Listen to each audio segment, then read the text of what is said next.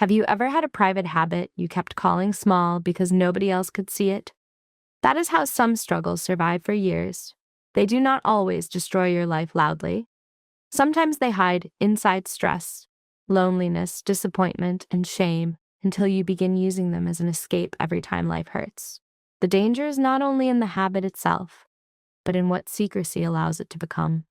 What you keep feeding in private can eventually shape the way you think, the way you cope, and the way you see yourself.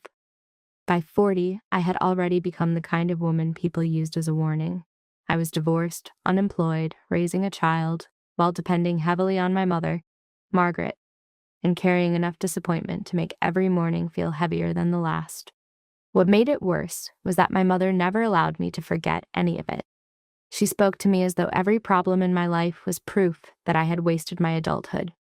She reminded me that other women my age owned businesses, had stable marriages, and supported their parents, while I was still sleeping under her roof and eating food she paid for.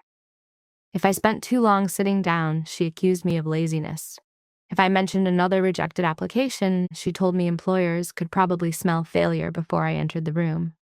She had a way of turning facts into weapons, and after enough of those conversations, I usually went back to my room, feeling smaller than when I came out. That was where my secret struggle usually found me. Masturbation had become one of the ways I escaped emotional pain. I did not think about pleasure as much as I thought about relief. For a few minutes, I could stop hearing my mother's voice, stop thinking about rejection, and stop feeling like the woman whose life had stalled while everyone else moved forward. The problem was that the relief never lasted. Almost immediately afterward, shame returned, and I would pray desperately, asking God to forgive me and help me stop. I hated the cycle, but I hated the idea of anybody knowing about it even more. I eventually went to see Pastor Daniel, telling him about the obvious problems in my life. I spoke about job rejection, debt, my divorce, my mother's treatment of me, and the constant feeling that nothing I tried was working. He listened carefully and prayed for me. But even while I was sitting there, I knew I had left out the one issue that frightened me most. Several times I almost confessed the habit, but I imagined the disappointment on his face and stopped myself. I wanted help, but only if I could control what he knew about me. That secrecy followed me home. I kept asking God for change while carefully protecting the part of my life that made me ashamed. I convinced myself that masturbation was private and that there were worse things people did every day. Sometimes that argument worked long enough for me to relapse without resisting very hard. Then guilt would return, and I would promise God that it was the last time. I did not understand then how exhausting it was to spend half my energy fighting the habit and the other half hiding it. For a short while, life seemed to improve. I finally got a job after months of applications, and I rushed home with the news, expecting my mother to be happy. Margaret barely allowed me to enjoy it. Instead of congratulating me properly, she warned me not to ruin the opportunity the way she believed I had ruined everything else. She reminded me that one salary did not erase years of dependence and made it clear that she expected me to begin contributing immediately.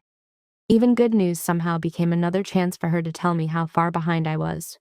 I tried to focus on the job and told myself that once my finances improved, the rest of me would improve too. Instead, the habit followed me into the new season. Stress after work still drove me toward the same escape, and because I was functioning better outwardly, it became easier to minimize what was happening privately.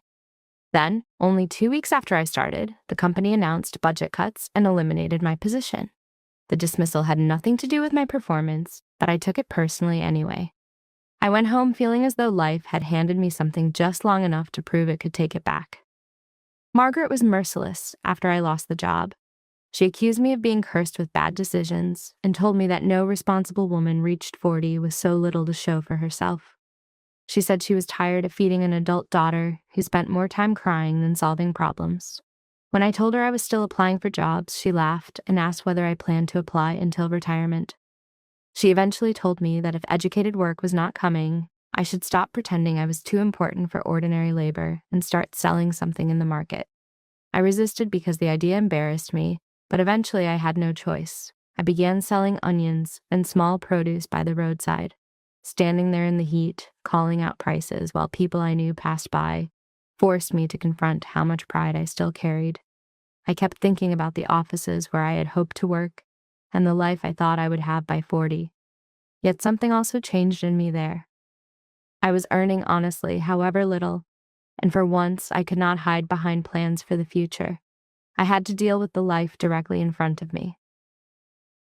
One afternoon, I ran into Rachel, an old acquaintance I had not seen in years. She noticed immediately that something was wrong and eventually told me part of her own story. Rachel had also struggled for years with a secret sexual habit that she kept hiding because she feared judgment. She described how secrecy had made the problem stronger because she was trying to recover alone while pretending to everybody else that nothing was wrong. Her story disturbed me because it sounded too close to mine. Rachel told me that change did not begin when she became more ashamed. It began when she became honest enough to ask for real help. She had spoken openly with trusted spiritual leaders, set practical boundaries around her triggers, and stopped treating confession as humiliation. I went home that evening, knowing exactly what I needed to do, but fear still fought me. Confession meant losing control over how somebody saw me. I finally returned to Pastor Daniel and told him everything.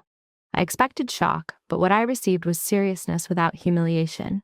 For the first time, I explained how long the masturbation habit had been part of my life, how closely it was tied to loneliness and emotional stress, and how often I had promised myself I would stop. Saying it aloud was painful because the secret had grown larger in my imagination than it sounded in the room. Pastor Daniel prayed with me, but he also made it clear that prayer did not remove my responsibility. I had to identify the moments that usually led me back into the habit, stop isolating myself when I was emotionally overwhelmed, create stronger boundaries around what I watched and consumed, and remain accountable instead of disappearing whenever I felt ashamed. That became the beginning of a different kind of recovery. I stopped measuring progress only by whether I had been tempted and began measuring it by what I did when temptation came. A year later, my life looked very different. I was not suddenly free of every problem, but I was no longer living two separate lives. I had built a small grocery business called Grace Market, starting with the same kind of produce I once felt ashamed to sell. What began on a roadside table slowly grew into a proper shop. I still had difficult days, but I no longer used secret pleasure as my automatic escape from pain. My mother did not become gentle simply because my life improved. Margaret still made demands, criticized how I spent money, and acted as though my success should immediately solve every family problem. The difference was that her words no longer controlled my identity the way they once did. I could support her without allowing every insult to become a verdict over my life. That was one of the hardest lessons I learned. Healing did not mean every difficult person around me changed. Sometimes it meant they could remain exactly who they were without dragging me back into who I used to be. The biggest surprise came when my former husband, Michael, walked into Grace Market one afternoon. Our marriage had ended badly, and for years I believed that chapter of my life was permanently closed. Michael apologized for his part in the divorce and admitted that time had forced him to see things he had refused to see while we were married. He asked whether reconciliation was something I might ever consider. I did not give him an immediate answer. The old version of me might have grabbed at the possibility simply because I wanted proof that my life had finally turned around. I was different now. Restoration had taught me that every open door did not have to be entered immediately, and every second chance needed wisdom, time, and evidence. If you are fighting a private habit, do not make the mistake of thinking secrecy makes it smaller. Sometimes secrecy is exactly what gives it room to grow. Shame will tell you to hide until you are strong enough to fix yourself, but hiding often keeps you trapped in the same cycle you are trying to escape. James 5:16 reminds us to confess our faults and pray for one another so that healing can come. That does not mean exposing yourself carelessly to everyone.